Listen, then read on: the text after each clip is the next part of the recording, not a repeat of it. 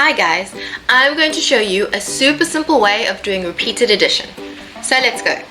I'm going to be showing you how to use repeated addition to do multiplication sums. So plus to solve for a times sum. Have a look at these three circles. They each have 2 apples inside of them. So that means that there are 3 groups of 2. Now, we already have our 3 groups. How many apples do you think we're going to put in each circle? Just look at the number on top of the circle. That's right. 2 apples in each of our groups.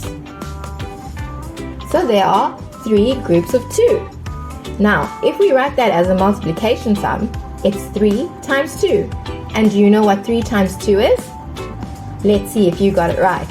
That's it. It's 6. Well done. Here's another example.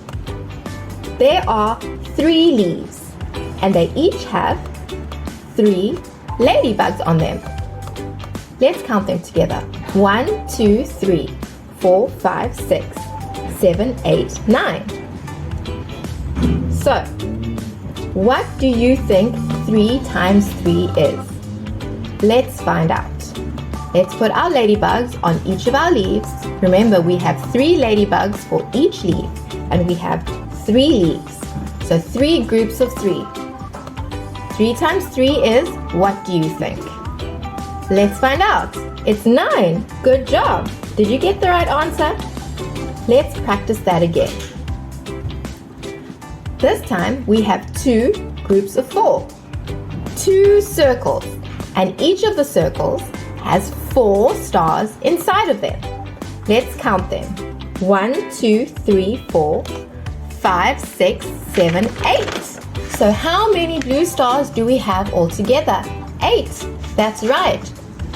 So 2 groups of 4 stars is equal to 8 stars.